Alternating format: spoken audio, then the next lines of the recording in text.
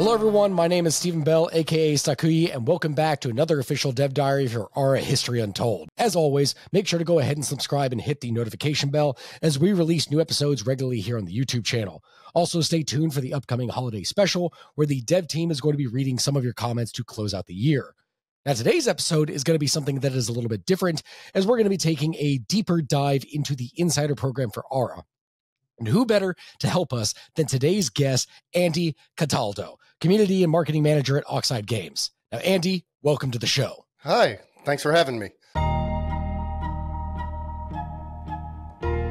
So, okay, to start things off, we would love to know a little bit more about your background and career in games so far. So how long have you been in game development? And was there a specific game or anything else that made you want to pursue games as a career? I have been working in game development since 2004. And there was one game in particular. It was an MMO called Asheron's Call. It was one of the first big three MMOs way back in the day. It actually launched in 1999. I'm making myself feel incredibly old here. Dang. And I got hooked into it from a coworker.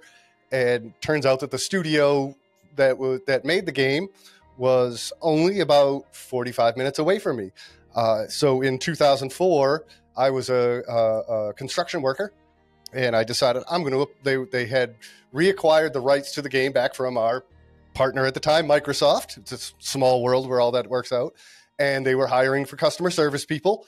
And so I applied, and sure enough, I got the job, started at entry-level customer service on this game, Asheron's Call, and just started working my way up through the ranks and learning the gaming industry from there. And that brought me to where I am today, sitting here talking to you. Well, awesome. Okay, so with that covered, let's go ahead and head into the Insider Program of Ara.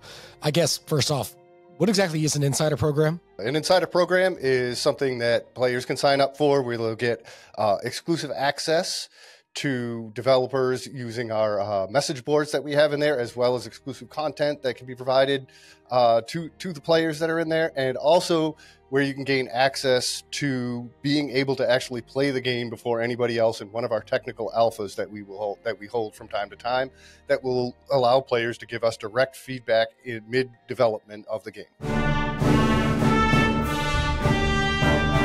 So how do players sign up then exactly? Because I've been telling them to do so, and what exactly is waiting for them once they do? Signing up is very easy. You just head over to arahistoryuntold.com. There'll be a big banner right there that says sign up for the Insider Program. You click the button, you will answer some questions, hopefully upload your DX diag, which will let us determine if your system meets the requirements for one of our technical alphas. Then we'll go in there and then they can look through the message boards, look through exclusive content, which is many written dev diaries from the team earlier in development. And like I said, maybe they want to ask some questions of the team. They can go ahead and ask them, and we will do our best to answer them. Have players been involved from like the very beginning, or has Oxide only been working with community and like with actual players for feedback more recently? From the beginning, it was one of the things that both on the studio side as well as with our publishing partner, Microsoft, that was laid out very early, that we wanted to make sure we were getting player feedback from day one, whether it be small scale testing, whether it was bringing in friends and family, whether it was any of the other ways that you can get the player feedback. We have been doing it since we started development on this game.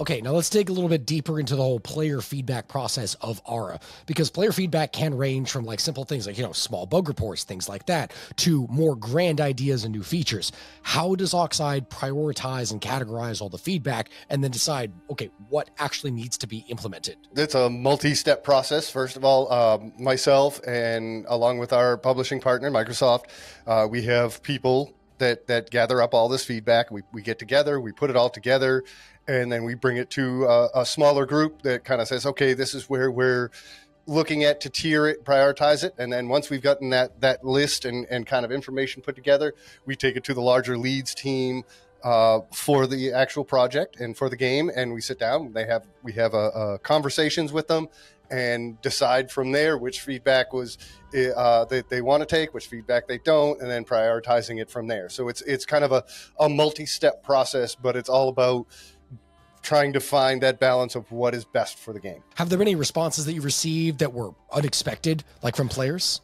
The overall, not really unexpected, but the overall positivity that we got when we announced the game and when we did our first technical alphas and everything, the game was still, in our estimation, it was not close to done yet. So to see how positive people were reacting to things like the living world and the crafting system and things that they weren't used to seeing in grand strategy games was something that was really exciting. And I can tell you from my experience of working on MMOs before and other games, you don't always see that positivity early on in game development. No. And for these players to come back and say, this looks incredible, this looks amazing, we're so excited, and for me to be able to go back to the team and the company as a whole and show them that feedback, it was like that boost of energy. Like, yes, the years and years that you guys have been working on this is worth it, and you were seeing it this early on to see how excited players were. So that for me was one of the best things to come out of all of that, was just the overwhelming positivity that we saw early on and continue to see. How does Oxide ensure then that players are aware of their impact and feedback has on the development process? What we like to do is basically point it out. Like if when we make a change, like from one build to another and players are seeing it, I will call out directly. I know myself and our friends at Microsoft will call it directly out, say, based on player feedback, or we've gotten this from listening to players and stuff. So when there's an opportunity to reinforce how important that player feedback is to us, we want to make sure we do it. So I will absolutely call it out as like, hey, we made this change to crafting based on player feedback, or we made this change to diplomacy based on player feedback. Because it is important that the players know, once again, that their feedback is what drives us in trying to make the game as good as we can. Thank you so much, Andy. I've learned a ton today about Ara's Insider Program, and hopefully the fans have here too. Oh, thank you for having me. It's been great, and hopefully the fans enjoy it.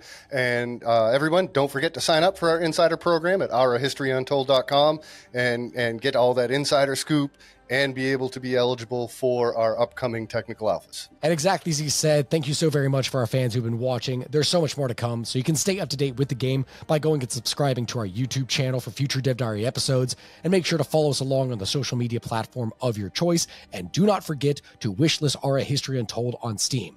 Lastly, we are giving away PC Game Pass codes on our Facebook page, which we do so every Tuesday, and another code that goes out on Twitter every Wednesday, so be sure to follow along and answer each week's prompt for your chance to win. Thanks again, and we will see you next time.